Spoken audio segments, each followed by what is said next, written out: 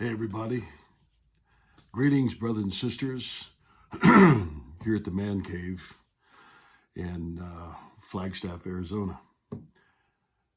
I went to Two Guns, Arizona a few weeks ago and I took some video shots and I said I was going to give some history regarding Two Guns, and so I want to do that in this video.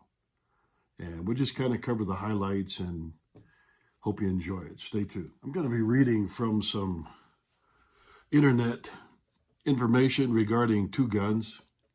So those that have researched an in-depth research of Two Guns, Arizona, they're certainly far more knowledgeable than I am. But I want to say that when I was there, I spent a couple of hours and it was very, very fascinating. Then when I started looking up the history behind Two Guns, it even fascinated me more. So bear with me as we just look at some of the historical facts and probably legends related to Two Guns, Arizona. Long route, old route 66 is the tiny ghost town of Two Guns, Arizona, 20 minutes west of Winslow, and a stone's throw from Meteor Crater, a natural landmark, rests one of Arizona's more legendary roadside attractions, the Apache Death Cave.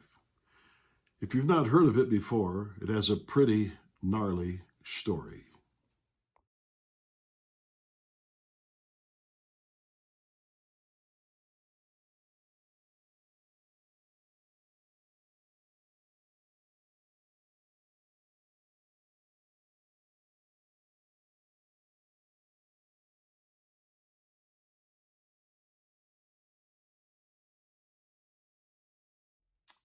As the story goes, in 1878, a group of Apache raiders attacked two Navajo camps near the Little Colorado River, killing everyone but three Navajo girls who were subsequently kidnapped.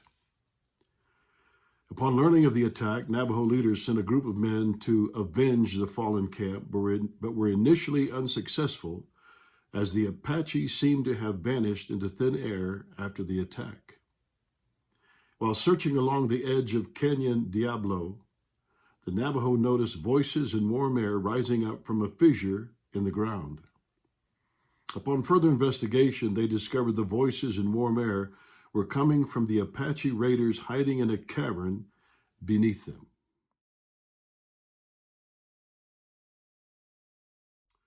After finding the mouth of the cave, they scavenged up sagebrush, lit it on fire, and threw it into the cave, intending to smoke out the Apache and rescue the girls.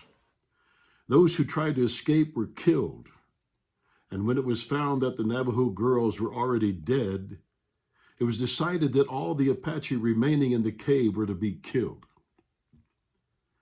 After the trapped Apache had used up all their water attempting to extinguish the fire, they cut the throats of their horses, used the blood to douse out the flames, and piled up the corpses near the cave entrance to hold off the Navajo. The Navajo showed no mercy, continuing to fuel the fire by throwing more sagebrush into the cave. After the fire burned out and the smoke cleared, the Navajo broke through the barrier of charred horse corpses, stripped the 42 dead Apache of their valuables, and left their bodies behind.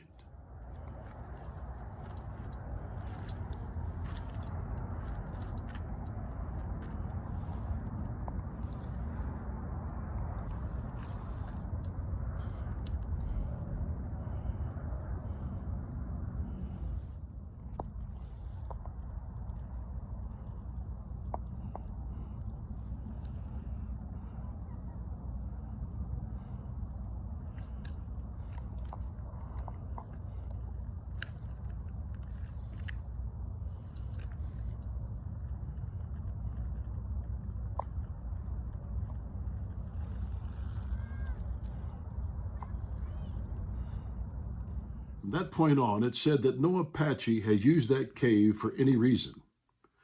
Local tribes later warned would-be pioneers about the cave, saying that the land around it was cursed. but settlers often passed off the stories as superstition. A year after the massacre, Billy the Kid and his outlaw gang took refuge in the ruins of a stone house and corral on the far edge of Canyon Diablo, and in the decades to come, pioneers living near the Apache death cave reported hearing groans and ghostly footsteps outside their cabins.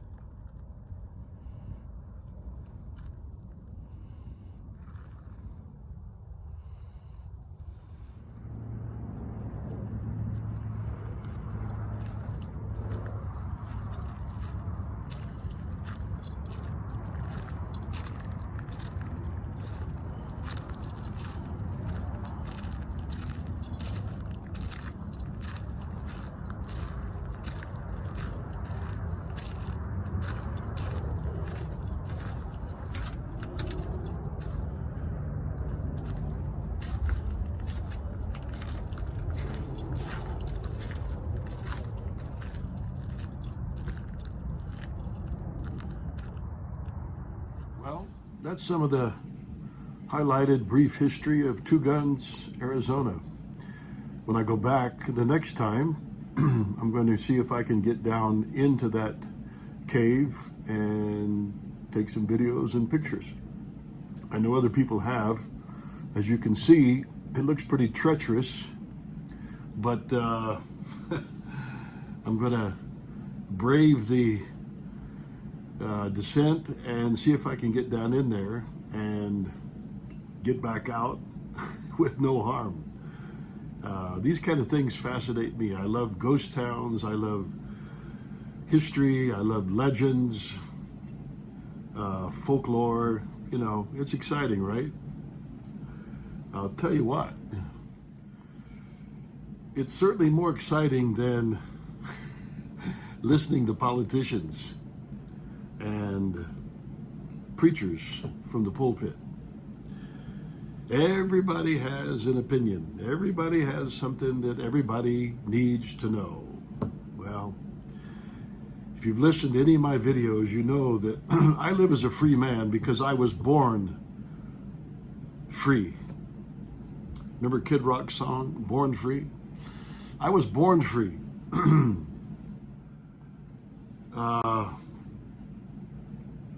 If you go back to your birth, you're never going to find, or actually, if you go back to your conception, you're never going to find a political party there giving permission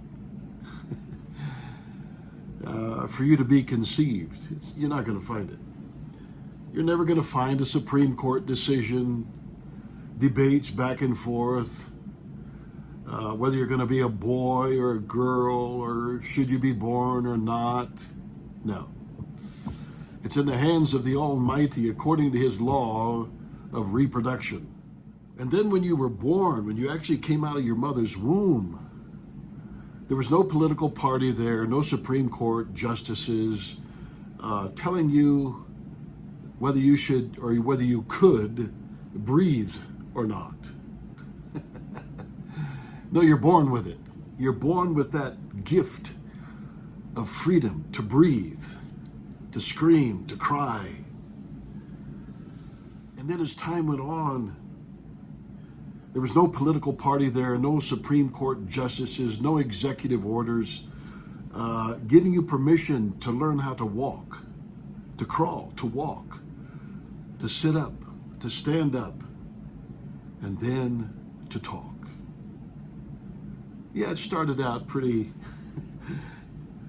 feeble, but as time went on, this gift of life, liberty, and a pursuit of happiness began to manifest itself in our free bodies as human beings. It's a beautiful story. So, I love to search out these kind of places because I I feel, even though there's gnarly history, bad history, good history, there's still a freedom about getting out into these open places and explore. So, hey, stay tuned. We'll get into some more gnarly places maybe later on. Take care. God bless.